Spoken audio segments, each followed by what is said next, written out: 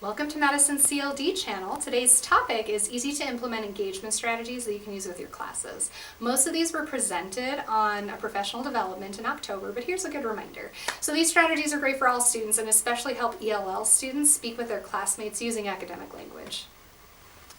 So the first strategy is called four corners, and it's a lot of fun. So you create a sign for each of the four corners in your room. So A, B, C, D, or 1, 2, 3, 4, either one works. Have students answer multiple choice questions by standing in the corner that represents the answer that they chose. So they have to physically move their bodies to these different corners. So then this is the really fun part. You call on students to justify their answer. If they change their mind due to another student's justification, they're allowed to move corners. You could also have students explain why the other corners are incorrect. Very powerful. The second strategy is called numbered heads together. So students are grouped in groups of 4, and each student is given a number. You can also use colors or a combination of both. Every student is responsible for knowing and understanding the material that they are working on because they never know who will be called on to answer. So I do that, but a little bit different in my classroom. I have the numbers 1 through 15 in blue and yellow. So every kid has a color and a number, 1 blue, 1 yellow, 2 blue, 2 yellow, so on, so on, so on. And then I have my popsicle sticks of justice. It's justice because it creates equality.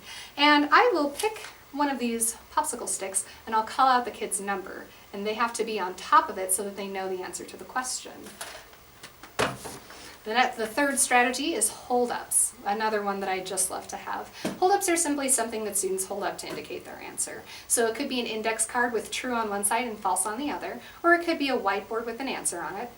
Another option, which I really like, is to create a ring with small cards on it the kids can flip through to find A, B, C, D, or other standard responses. Now make sure that the students do not answer until directed to do so.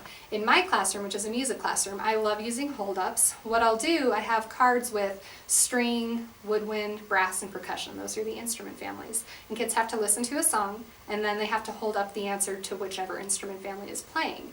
Now, it's very important that you make sure that they all wait to show their cards at the same time, because otherwise one kid's going to be really excited about their answer, and every kid around them is going to see what the answer is. So you just have to make sure that you're doing that correctly. And the final strategy is called inside-outside circles, another really fun one for music especially.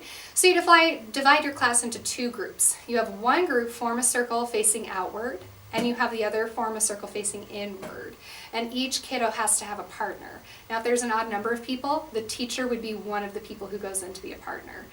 You pose a question and determine if the inside or outside person responds first, and then you have to allow time for the partners to talk. Then have one of the circles rotate so they have a new partner, and you can repeat as many times as you like. I really like to do it for hand clapping games personally, but you can do it for a lot of different conversations.